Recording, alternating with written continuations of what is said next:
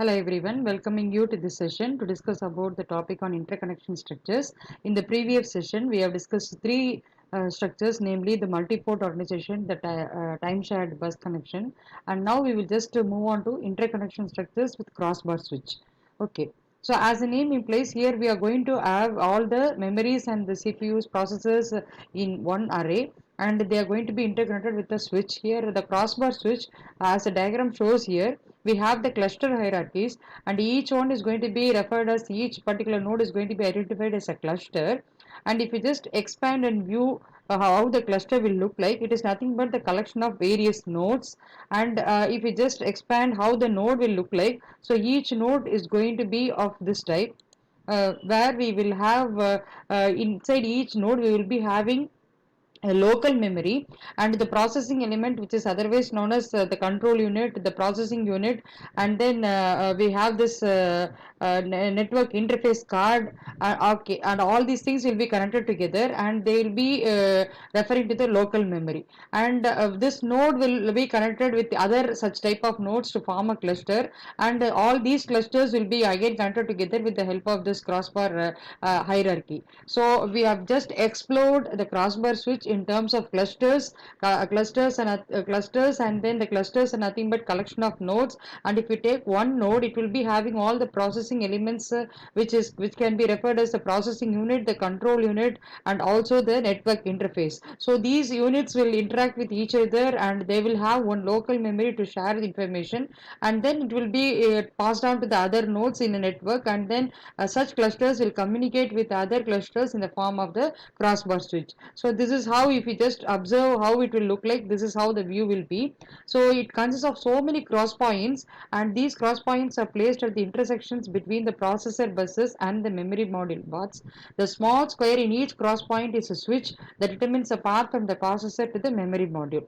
And of course, the advantage of this crossbar switch arrangement will be that it is possible for us to perform the simultaneous transfers from all the memory modules, because we have separate switch structure that connects the individual memory and the processor. We will be able to do the simultaneous transfer. Coming to the disadvantage, the hardware required to implement such switch can become quite large and complex.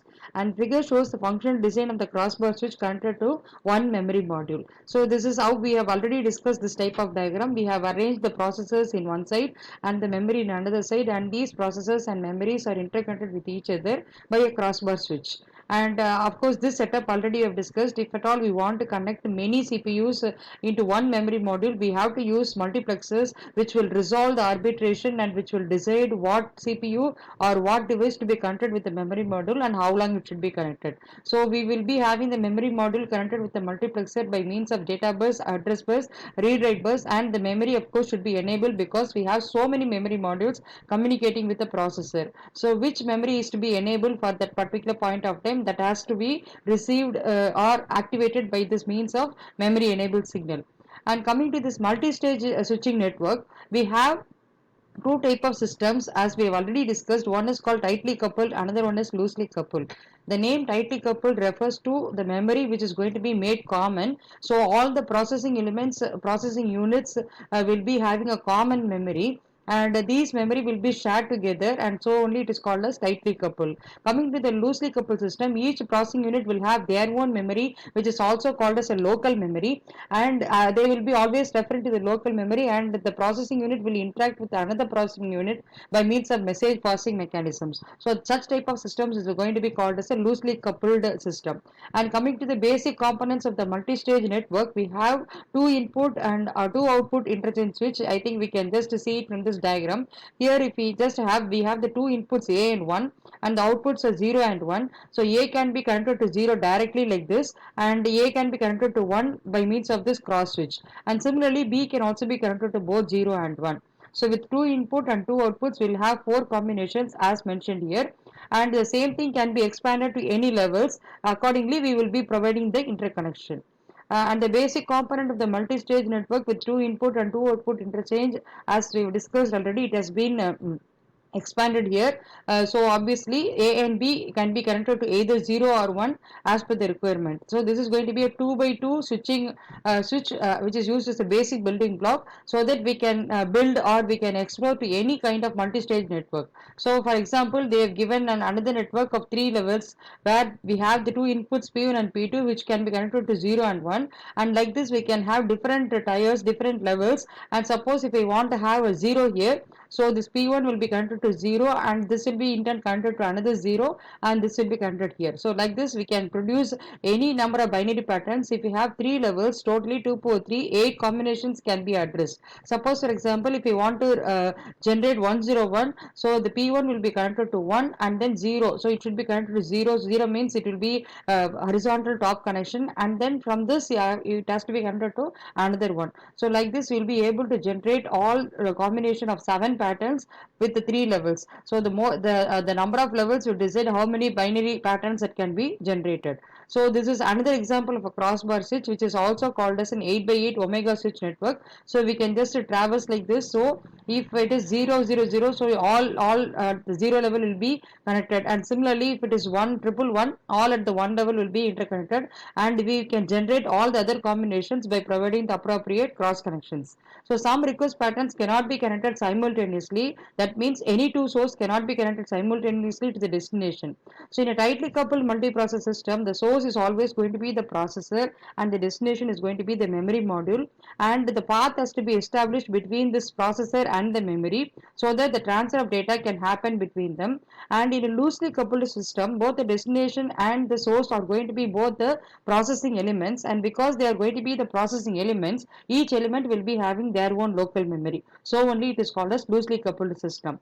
The last structure which we are going to discuss is called hypercube system, where we have different node structure which can be connected, and in this diagram we have just seen that it is an example for 1 cube, 2 cube and 3 cube structure, and this can also be made available as either loosely coupled system or hypercube architecture. Maybe this will be more clear if you just see this diagram here. So in the 1 cube connection network we will be having only 0 connected with 1, and in the 2 cube we will be having 4 combinations starting from 0 0 to 1 1, and with that we will be able to construct the 2 cube.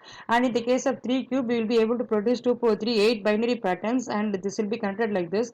And suppose for example if the source node is 0 1 0 as depicted in this diagram 0 1 0, and the destination is 0 0 1, 001. So this is going to be the destination. So to reach this destination I can follow any path, and if this is going to follow this path, so we are trying to XOR that 010 and 001. If you do the XOR operation, it is going to be 011. So the hypercube structures for values of varying values of n equal to 1 2 3 can be interconnected in any of this form. And coming back to this details, the hypercube binary n cube multiprocessor structure is a loosely coupled system where we have capital N equal to 2n, where n is going to refer to the n dimensional binary cube.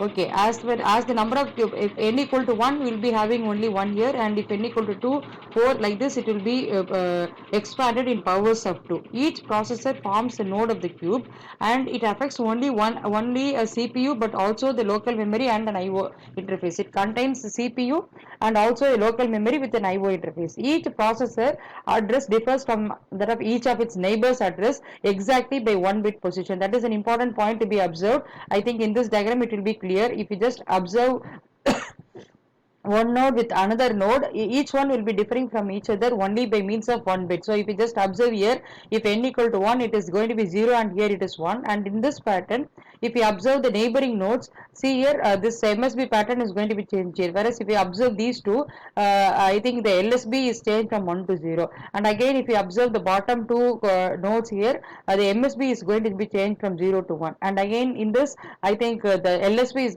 changed from 1 to 0. So if you observe, the adjacent nodes will differ from each other only with 1 bit change, and it is possible for us to generate the pattern like this. And similarly, if you observe in this 3 cube model also, if you observe the adjacent nodes, there is only 1 bit change, And again, if you observe here, it is only the center bit which has changed. Like this, it can be verified with all the combinations, and that's an important highlight of this structure. And the figure shows hypercube structure we have discussed, and the routing messages through an n-cube structure may take any form from 1 to n links from the source node to the destination node. So we have to develop a routing procedure, and that can be developed by computing the XOR operation of the source node address with the destination address. That's what's shown here. So if at all I want to compute the path from so 010 to another one, I have to perform this XOR operation. So if I perform XOR operation, I am getting 011. So that will that will help me to establish the routing procedure. The message is then sent along with any one of the access that are resulting the resulting binary value will have only one bit corresponding to the axis on which the two nodes differ. So corresponding to the axis with which one bit differ, the same thing here it has been occupied here. A representative of a hypercube architecture is the Intel IPSC computer complex. So this is one of the famous typical example for an hypercube architecture, and it will contain n equal to 7, so totally 2 power 7 128 microcomputers, and each node will have its own CPU, the floating point processor, the local memory, and the serial communication interface. So the connection between these adjacent nodes are going to be implemented by means of this XOR operation, as mentioned here, by XORing the source node address with the destination node address. And after doing this XOR operation, the message is sent along any one of the axes that the resulting binary value will have one bit corresponding to the axis on which the two nodes differ from each other. So this completes the different interconnection structures, and to summarize, we have seen some of the highlights of the interconnection structures, namely the first category will be the time shared bus, where we are going to make the bus to commonly shared by all the processes, and it can form either as a tightly coupled or loosely coupled system. And then we have multi-port, where we'll be having one-to-one connection between the processor and the memory. And the third one is a crossbar switch, which will arrange the processors and the memory modules in different rows and columns, and each interconnection of this row and column is going to be identified as a crossbar switch, and this switch will activate the transfer between the respective processor and the memory.